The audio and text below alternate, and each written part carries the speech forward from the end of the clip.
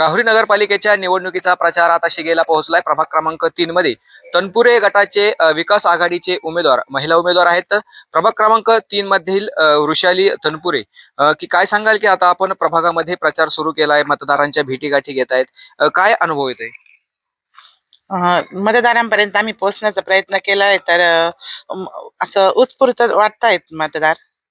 काय नाही, कामं भरपूर केलेले। माझे मिस्टर वार्ड क्रमांक 2 मधून पहिले नगरसेवक आहेत। पहिलं आमच्या सासूबाई होत्या आणि पहिले तर आमचे सासरे नगराध्यक्ष होते, नगरसेवक होते आणि अशा 35 वर्ष झालेले आहेत का ते आमच्या घराकडे परंपरा आहे आणि ती म्हणजे आम्ही जोपासण्याचे प्रयत्न करतोय, इथून पुढे पण करणार। त्याच्यामुळे काही कामे अधुरी राहिलेलीच नाहीये, पूर्ण झालेली। आणि लोकांच्या समस्या असल्या तर ते आम्हाला मनमोकळेपणे सांगतात का हे राहिलंय, ते पाहिजे। आता सध्या आमच्याकडे घंटा गाडीचा थोडासा प्रॉब्लेम येतोय, तर तो प्रशासकामुळे होतोय, तर ते बायकांना आम्ही समजून सांगितल्यानंतर ते त्यांना समजतंय। आता नगरसेवक झाल्यानंतर देखील असं तुमचं कुठलं पहिलं काम असणार आहे की तुम्ही ते प्राधान्याने सोडवताल? जे काही पाण्याचा प्रश्न तर मिटलेला आहे, कारण आम्ही प्राजक्त दादा मंत्री असताना माझ्या मिस्टरांनी हे आणलं होतं, टाकी मंजूर करून टाकी बांधलेली आहे। पाण्याचा प्रश्न जवळपास मिटलेलाच आहे, फक्त रस्त्याचा बाकी आहे, तर तो आता रस्त्याचा करण्याचा प्रयत्न करणार आणि महिलांसाठी काही रोजगार उपलब्ध करून देण्याचाही प्रयत्न करणार। नक्कीच। माजी नगरसेवक आहेत नंदकुमार तनपुरे, काय सांगाल की आता निवडणुकीला सामोरं जात आहेत? गेल्या अनेक दिवसापासून देखील तुमच्याकडे सत्ता होती, विरोधक देखील टीका करतायत की सत्तेत असताना कुठले विकास कामं तुमच्याकडून करण्यात आलेले नाही, काय वाटतं? नाही, हा जो प्रश्न आहे हा त्यांचा तसं मला असं वाटतं की ते जे बोलतायत ते विरोधक म्हणून त्यांना ते बोलण्याची त्यांचा अधिकार आहे, लोकशाहीने त्यांना तो अधिकार दिलेला आहे।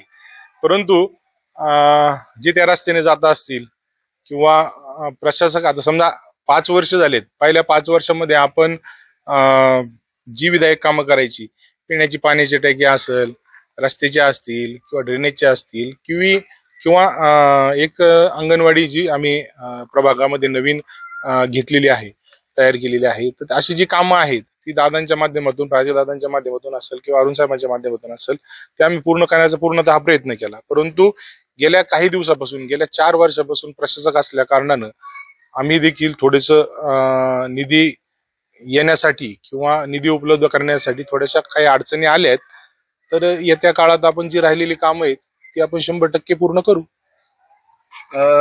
कुठली अशी विकास कामं रखडली ती येणाऱ्या काळात करणार आहेत? आणि एकंदरीतच आता आपण मतदारांच्या भेटीगाठी घेत आहेत, असं कुठला तुमचा जो प्रचाराचा मुद्दा आहे की ती मुद्दे घेऊन तुम्ही आता मतदारांपर्यंत पोहोचताय?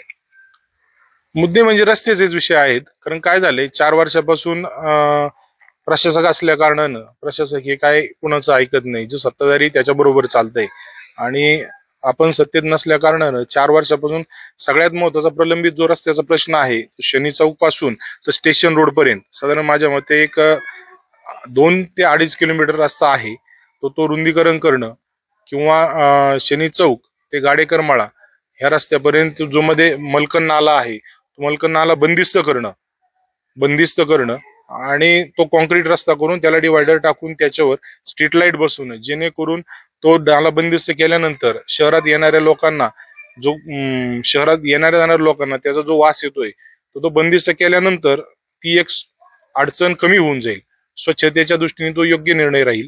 आणि त्याच्यानंतर जो तिथून गाडेकर घर ते स्टेशन रोड प्रभाकर नाना म्हसे हा जो रस्त्याचा विषय आहे तो देखील आपण डांबरीकरणाच्या माध्यमातून, म्हणजे दादाच्या माध्यमातून म्हणा किंवा अरुण साहेबांच्या माध्यमातून तो रस्ता आपण डांबरीकरण घेऊन सुस्थितीत करू। विरोधक जे म्हणतायत की बुवा तुम्ही प्रभागामध्ये विकास केला नाही, तर मला एक सांगावंसं वाटतं की आम्ही छोट्या छोट्या एक वस्ती करता देखील आम्ही डांबरीकरणाचे रस्ते दिलेत, त्यांच्याकरता पिण्याच्या पाण्याची व्यवस्था केली आहे आणि स्ट्रीट लाईट देखील आम्ही त्यांना उपलब्ध करून दिलेली आहे। या छोट्या छोट्या गोष्टींवर देखील आम्ही फार बारकाईने भर केलेली आहे। नगरपालिकेचं पूर्ण शहरासाठी असं कुठलं विजन असणार आहे?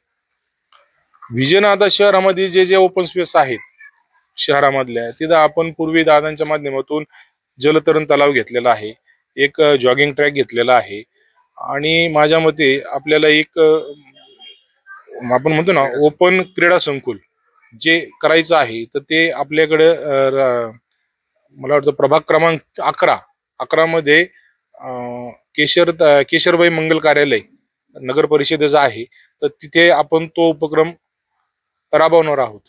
मतदारांना काय आव्हान असणार आहे, का मतदान करावं त्यांनी तुम्हाला? 5 वर्षाचा जो आम्ही पूर्वीचा जो बॅकलॉग आहे तो ज्यावेळेस आम्ही सत्तेत आलो त्यावेळेस आम्ही लोकांच्या ज्या आशा असतील अपेक्षा असतील त्या पूर्ण करण्याचा 100% प्रयत्न केलेला आहे. आणि त्यानंतर 4 वर्षात जो प्रशासक आहे तर प्रशासकामुळे मध्ये ही जी नागरिक आहेत यांना देखील जी ससे ओलपट झाली की त्यांच्या लक्षात आली आहे की प्रशासक असल्यानंतर काय अडचणी असतात आणि सत्ताधारीत समजा जो आपला नगरसेवक असतो तर तो जो काय काम करतो हे लोकांच्या लक्षात आलंय. आणि ज्यावेळेस आम्ही लोकांपर्यंत मतदारापर्यंत आज जातोय तर लोकांची जी भावना आहे की 4 वर्षात जी काय कामं रखडली ती तुम्ही पूर्ण करू शकतात किंवा लोकांचा जो आशीर्वाद आहे तो आमच्या दैनंदिन जीवनात किंवा ह्या ज्या आत्ताच्या जे नगर परिषदेत सार्वत्रिक निवडणूक लागली यात ज्यावेळेस आम्ही गाठी भेटीला जातो त्यावेळेस लोक जे बोलतात की आता पुन्हा एकदा आपण सत्तेत आलं पाहिजे आणि आमची जी राहिलेली कामं आहेत ती सोडवली गेली पाहिजे, एक त्यांचा आमच्यावर असलेला विश्वास हा याच्यातून दिसून येतोय.